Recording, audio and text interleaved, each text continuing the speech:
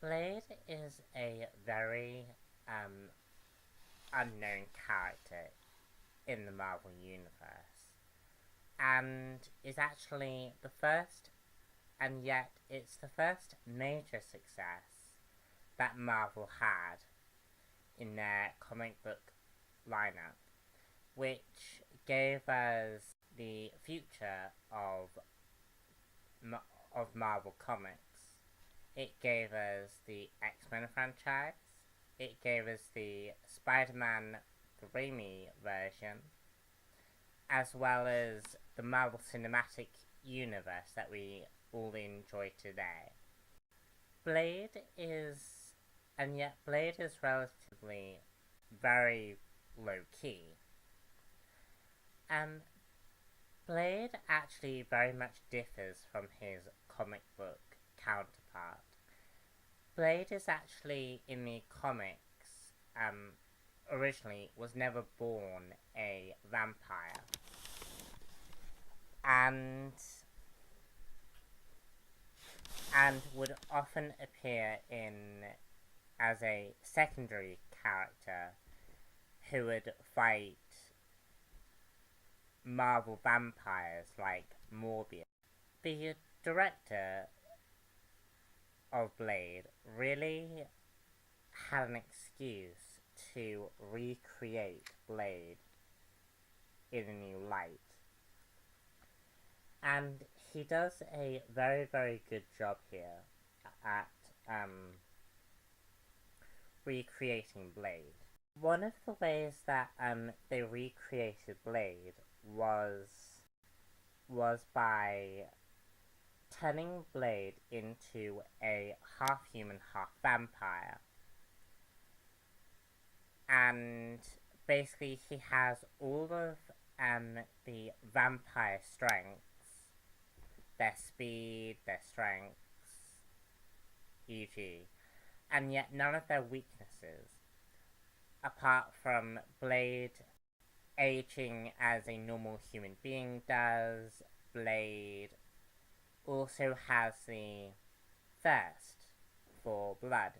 And this created a very, very unique character, very different from his comic book character.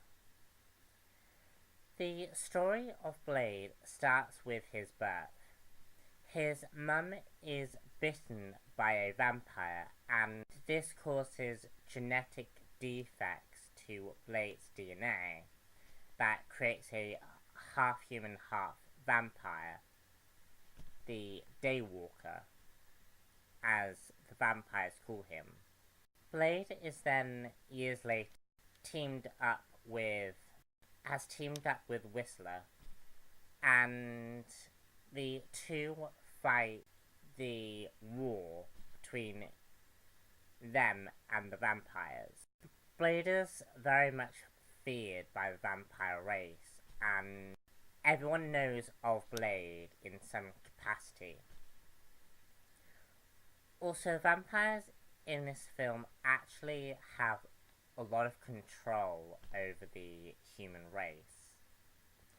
For instance, the vampires have control in politics, in various corporations, and in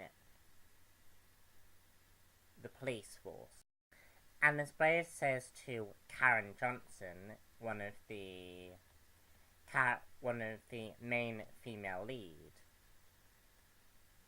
the vampires are everywhere, and they have a presence in this film.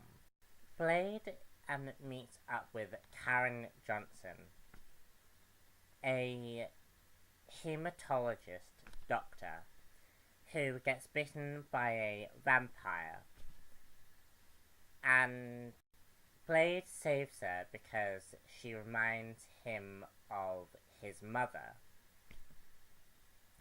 And it quickly becomes apparent that a man called Deacon Frost, a turned vampire, is planning on creating a civil war and bring back a god vampire called Limagra.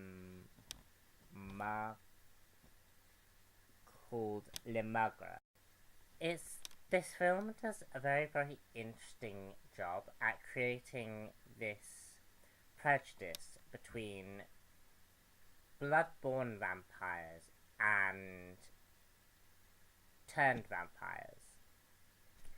And there's sort of like this secret war brewing between these two factions. Now, some of the best things about this film is that it really does show that Blade cares about people, especially Whistler.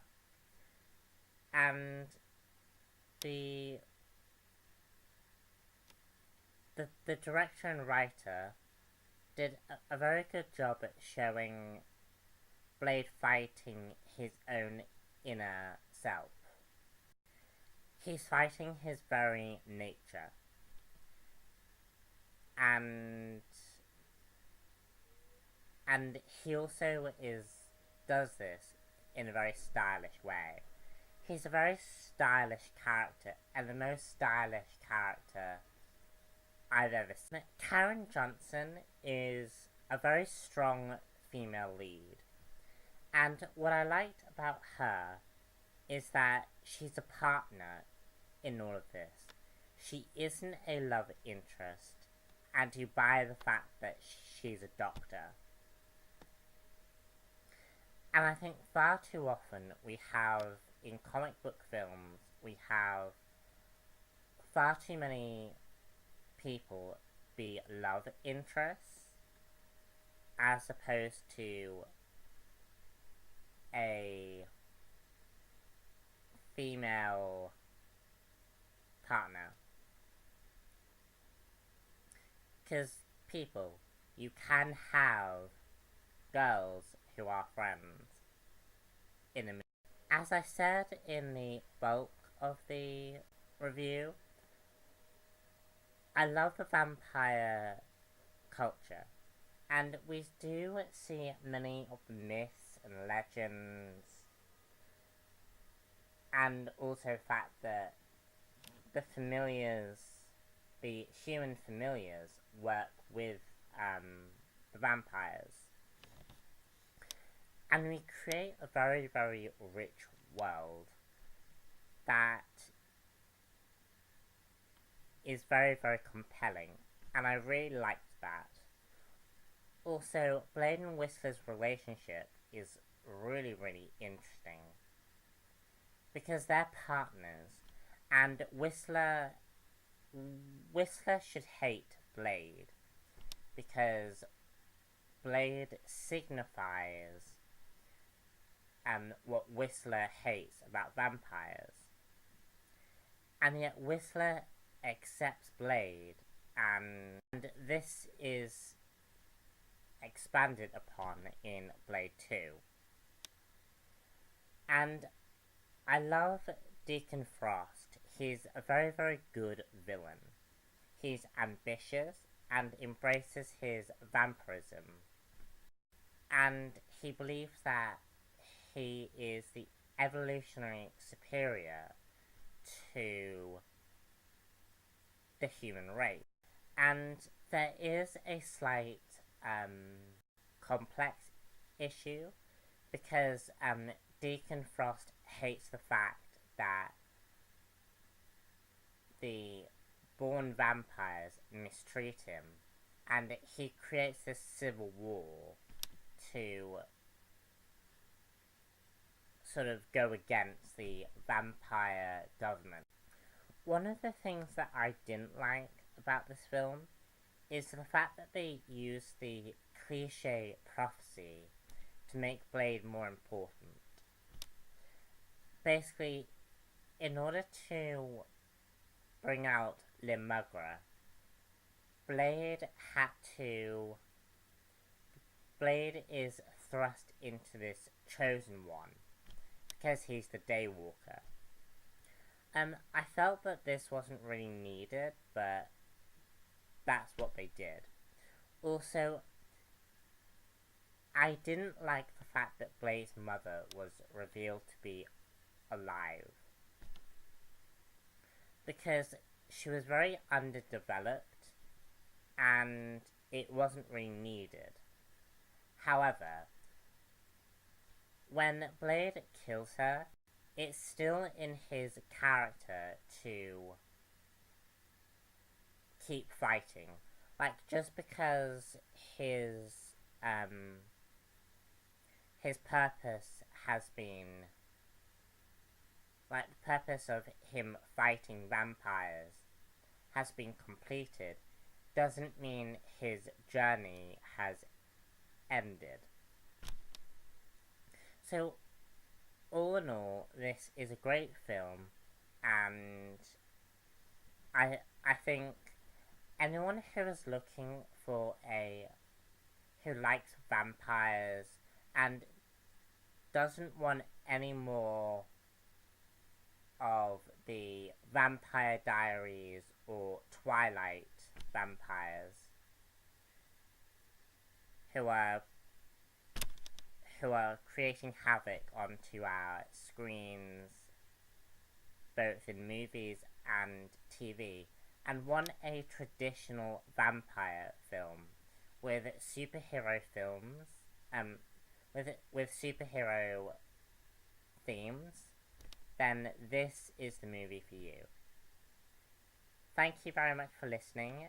Subscribe if you haven't done so already, and stay tuned for Blade 2 coming right up. Bye!